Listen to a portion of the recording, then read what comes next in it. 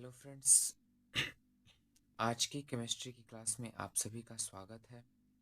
आज का जो है हमारा ये जो वीडियो है वो केमिस्ट्री के जो पार्ट एक है विलेन यानी सॉल्यूशंस के ऊपर है। जहाँ पिछले वीडियो में मैंने आपको मोलरता और मोललता के सारे जो है डिफिनीशन सूत्र और एक एक न्यूमेरिकल बताए थे और उनके बीच जो है सारे डिफरेंसेस मैंने क्लियर करा दिए थे। वहीं इस वीडियो में आज मैं आपको जो है नॉर्मलता के बारे में बताऊंगा कि नॉर्मलता क्या होती है। देखिए सारे जो शब्द हैं मोललता मोलरता और नॉर्मलता, अभी एक और जो वर्ड आएगा वो आएगा फॉर्मलता, सभी सेम है। इसे किस प्रकार से इसके इंग्लिश भी जो है सेम ही है लगभग। मोलैरिटी, मोलैलिटी, फॉर्मेलिटी, नॉर्मेलिटी, ये सारे जब हम मैच करते हैं तो आपको कंफ्यूज्ड नहीं होना है। इसको अच्छे तरीके से यदि आप समझते हैं तो आपको कुछ नहीं भूलेगा। इनकी डिफिनीशंस भी बहुत सारे लोगों को याद तो रहती है पर वह नॉर्मलता में फॉर्मलता को लिख देंगे, कुछ भी कहीं लिख देंगे। तो दोस्तों, वीडियो में शुरू करने से पहले एक बार मैं फिर से आपको कहना चाहूँगा कि यदि आपने मेरे वीडियो को है लाइक नहीं किया है तो अभी तक तो लाइक कर दीजिएगा और वीडियो में हमारे साथ अंत तक बने रहिएगा और चैनल को यदि सब्सक्राइब नहीं किया है तो सब्सक्राइब कर दीजिएगा। दोस्तों, सबसे पहले हम समझते हैं कि नॉर्मलता होती क्या है, यानी नॉर्मैलिटी की क्या परिभाषा है, इससे किससे प्रदर्शित किया जाता है, इन सभी चीज़ों के बारे में हम समझेंगे। तो नॉर्मलता की परिभाषा है कि 1 लीटर विलयन में उपस्थित विलेय के ग्राम तुल्यांकों की संख्या को विलयन की नॉर्मलता कहते हैं। फिर से मैं डिफिनीशन को रिपीट करूँगा कि 1 लीटर विलयन में उपस्थित विलेय के ग्राम तुल्यांकों की संख्या को विलयन की नॉर्मलता कहते हैं। यानी यहाँ पर ग्राम तुल्यांकों, विलेय के ग्राम तुल्यांकों की संख्या को जो है 1 लीटर विलयन के आधार पर नापा जाता है और यही विलयन की नॉर्मलता कहलाती है। अब विलयन के ग्राम तुल्यांक क्या होते हैं? तो ग्राम तुल्यांक दो चीज़ों से बनी होती है, विलेय का भार बटे विलेय का तुल्यांकी भार। तुल्यांकी भार जो होता है वो आपका अणु भार और यदि अम्ल है तो हाइड्रोजन प्लस आयनों की संख्या की सांद्रण होता है। सबसे पहले सबको साइड करके हम तुल्यांकी भार समझते हैं। तुल्यांकी भार जो होता है अणु भार, अम्ल के लिए यदि हम तुल्यांकी भार ज्ञात करें तो हम अणु के अम्ल के लिए लिख सकते हैं अणु भार बटे हाइड्रोजन प्लस आयनों की संख्या। मतलब अणु भार सबसे पहले उस यौगिक का हम निकालेंगे जो हमारे पास अम्ल दिया हुआ होगा और हम हाइड्रोजन आयनों की जो है संख्या निकालेंगे कि इसमें कितने हाइड्रोजन प्लस आयन हैं। इस आधार पर जो है हम एक अम्ल की जो है तुल्यांकी भार ज्ञात कर सकते हैं। और यदि जो है तुल्यांकी भार हमें किसी क्षार का ज्ञात करना है, क्षार का, तो हम लिख सकते हैं कि अणु भार बटे OH की संख्या, यानी हाइड्रोजन हाइड्रोक्सिल आयनों की संख्या। इस आधार पर हम ज्ञात कर सकते हैं। यदि यही जो था हमारा मतलब अणु भार तुल्यांकी भार ज्ञात करने के लिए जो क्षारक के लिए सूत्र था।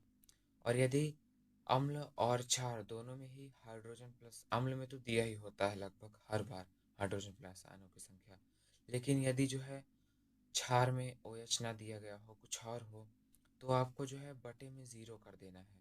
भले ही सारी चीज़ जीरो में आ जाए, आपको बटे में ज़ीरो कर देना है। या कहीं कहीं एक दिया होगा तो आपको एक लिख देना है। काफ़ी सारी चीज़ें जो हैं क्वेश्चन में पहले से दी होती हैं, आपको ये चीज़ भी ध्यान रखनी है, तो आप कर सकते हैं पहले से ही। तो यहाँ पर विलेय के ग्राम तुल्यांकों की संख्या, नॉर्मलता का जो सूत्र है, विलेय के ग्राम तुल्यांकों की संख्या बटे विलयन का आयतन लीटर में। ये जो है आपको परिभाषा के बाद जो आपसे सूत्र पूछा जाता है, एक नॉर्मल सूत्र जिसे आप लिख सकते हैं, यही था। अब हम इसके विशिष्ट सूत्र के बारे में बात करते हैं। तो विलेय का भार बटे विलेय का तुल्यांकी भार। मैंने आपको विलेय का भार तो आपको सभी को पता होता है। अब विलेय का तुल्यांकी भार मैंने आपको बता दिया है कि किस प्रकार हम अम्ल और क्षार के लिए तुल्यांकी भार का निर्धारण कर सकते हैं। अब इसी के साथ गुणे में जो होता है 1000 बटे विलयन का आयतन मिलीलीटर में। फिर से मैं इसके सूत्र को रिपीट करना चाहूँगा, विलेय का भार बटे विलेय का तुल्यांकी भार गुणे 1000 बटे विलयन का आयतन मिलीलीटर में। क्योंकि ऊपर 1000 है इसलिए नीचे जो है मिलीलीटर में हम निकालेंगे। यदि ऊपर मिलीलीटर ना होता तो हम विलेन का आयतन लीटर में निकालते। अब हम इसके जो है ग्राम तुल्यांकों की संख्या जो था मैंने आपको बता दिया था, भार बटे तुल्यांक के भार। अब यहाँ पर जो कॉमन अम्ल है, जो तुल्यांकी भार ज्ञात करने के लिए अम्ल और क्षार आएंगे, तो अम्ल HCl होगा, हाइड्रोक्लोरिक एसिड। सल्फ्यूरिक एसिड जो होगा H2SO4 अम्ल होगा। HNO3 नाइट्रिक अम्ल जो था HNO3 होगा अम्ल के रूप में। हमारे पास अधिकतर जो है नॉर्मलता ज्ञात करने के लिए इन्हीं यौगिक का जो है यूज़ किया जाएगा। क्षार होगा हमारा NaOH और KOH यानी sodium hydroxide, potassium hydroxide, calcium hydroxide, COH को होल ट्वाइस। ये जो है कुछ क्षार हमें ज्ञात करने के लिए आएंगे। दोस्तों ये जो था हमारा महत्वपूर्ण तथ्य, नॉर्मलता के जो महत्वपूर्ण तथ्य होते हैं उनके बारे में मैंने आपको बताया। अब मैं एक नॉर्मलता यानी नॉर्मेलिटी के एक न्यूमेरिकल्स के बारे में समझूंगा। इसके न्यूमेरिकल के आधार पर इसे किस प्रकार जो है सिद्ध किया जाता है, इसका आंसर निकाला जाता है। तो NaOH के 1 लीटर विलयन में 5 ग्राम NaOH खुला है। तो सोडियम हाइड्रोक्साइड के 1 लीटर विलयन में हमने 5 ग्राम सोडियम हाइड्रोक्साइड घोला है। तो विलयन की नॉर्मलता ज्ञात कीजिए। यहाँ पर आपको विलेय और विलयन का जो है निर्धारण कर लेना है कि विलेय जो है हमारा NaOH 1 लीटर विलयन में घुला है तो विलेय NaOH कहलाएगा, और विलयन जिसमें घुला है तो 5 NaOH के 1 लीटर विलयन में ही NaOH 5 ग्राम घुला है, तो NaOH भी यहाँ पर विलयन का भी कार्य करेगा। दोस्तों यहाँ पर विलेय और विलयन दोनों ही है, जो है हमारा NaOH ही है। तो 1 लीटर विलयन में NaOH के 1 लीटर विलयन मतलब विलयन का आयतन जो है 1 लीटर है, जो NaOH का आयतन है, और 5 ग्राम NaOH घुला है। तो NaOH ठोस रूप में घुला होगा, तो विलेय का भार 5 ग्राम दिया हुआ है NaOH का। अब हम विलेय के अणुभार के बारे में ज्ञात करेंगे कि विलेय का अणुभार यहाँ पे कितना है। तो विलेय यानी NaOH का जो अणुभार है वो है 40 है। और यदि हम तुल्यांकी भार के बारे में बात करें तो NaOH जो है एक क्षार है, यानी NaOH एक क्षार है, तो हम तुल्यांकी भार बराबर कर सकते हैं अणुभार बटे OH आयनों की संख्या। तो अणुभार में आपको सबसे पहले जो है Na का अणुभार लिखना है 23, 16 O का अणुभार मतलब, और एक जो है H का हाइड्रोजन अणु का अणुभार बटे OH आयनों की संख्या। यहाँ पर आपको स्पष्ट रूप से नजर आ रहा होगा, तो NaOH है तो OH जो है एक ही है।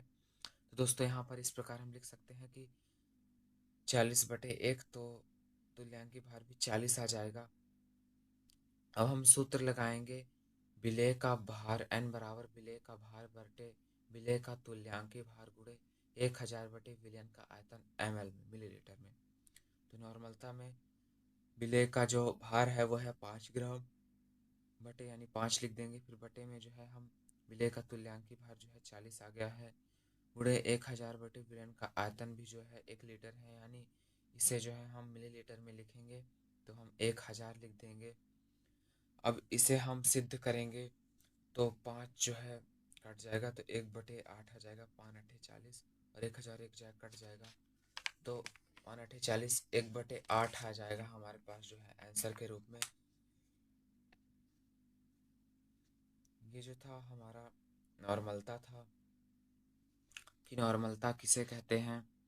अब जो दोस्तों वीडियो में मैं आपको समझाऊंगा कि फॉर्मलता किसे कहते हैं, फॉर्मेलिटी किसे कहते हैं, यानी मैं जो है एक फॉर्मेलिटी अदा कर रहा हूँ और आपको बता रहा हूँ कि फॉर्मेलिटी किसे कहते हैं।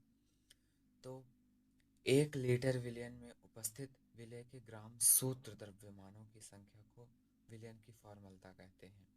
एक बार फिर से रिपीट करूंगा कि 1 लीटर विलयन में उपस्थित विलेय के ग्राम सूत्र द्रव्यमान, ग्राम सूत्र द्रव्यमान जो होता है भार बटे अणुभार, ग्राम सूत्र द्रव्यमान होता है भार बटे सूत्रभार, सूत्रभार को ही हम अणुभार कहते हैं। तो ये जो है यहाँ पर हम जो है ग्राम सूत्र द्रव्यमानों की संख्या जो कि विलेय की हम निकालते हैं, उसे हम 1 लीटर विलयन के आधार पर निकालते हैं। फॉर्मूला में जो है हम 1 लीटर विलयन लेते हैं, जहाँ पर हमने आपको बताया कि एक चीज़ से आप ध्यान रख सकते हैं, मोलरता और मोललता समान नाम के हैं। तो मोलरता जो है और नॉर्मलता और फॉर्मलता, इन्हें हम 1 लीटर विलयन के आधार पर एक विलेय के जो है जो भी दिया होता है उसको निकालते हैं। और मोललता को जो है 1000 ग्राम विलायक में या 1 किलोग्राम विलायक के आधार पर हम उसका निर्धारण करते हैं। इस चीज़ का आपको डिफरेंस याद रखना है। यही जो है मैंने आपको पिछले वीडियो सहित मैंने आपको मोलरता, मोललता, फॉर्मलता और नॉर्मलता जैसे 4 इम्पॉर्टेंट जो है टॉपिक्स के बारे में बताया। अब हम फॉर्मलता के सूत्र के बारे में बात करेंगे। तो फॉर्मलता का नॉर्मल सूत्र जो होता है वो होता है विलेय के ग्राम सूत्र द्रव्यमानों की संख्या बटे विलयन का आयतन लीटर में। और जो विशिष्ट सूत्र होता है, जो हम सूत्र लगाते वक्त ध्यान देते हैं, तो हम याद करते हैं विलेय का भार बटे विलेय का सूत्र भार, यानी विलेय का भार और विलेय का सूत्र भार जो आपका अणुभार ही होता है, गुणे 1000 बटे विलयन का आयतन मिलीलीटर में, यानी गुणे के साथ 1000 में जो है हम विलयन का आयतन जो है मिलीलीटर में होता है। दोस्तों, आज के वीडियो में मैंने आपको नॉर्मलता और फॉर्मलता यानी नॉर्मेलिटी और फॉर्मेलिटी के बारे में बताया कि यह क्या होती है। अगला वीडियो जो है इनके अंतर के रूप में भी मैं बनाऊंगा। दोस्तों, यदि आपको वीडियो अच्छा लगा हो तो हमारे वीडियो को लाइक करके हमारे चैनल को सब्सक्राइब कर दीजिएगा दोस्तों, यदि आपने अभी तक हमारे चैनल को सब्सक्राइब ना किया हो तो। दोस्तों, आज के वीडियो में बस इतना ही। कल एक फिर नई वीडियो के साथ मैं आपके सामने हाजिर हूँगा। तब तक के लिए धन्यवाद। एक बार फिर से जो है आपको कहना चाहूँगा कि हमारे चैनल को सब्सक्राइब किए बिना मत जाइएगा।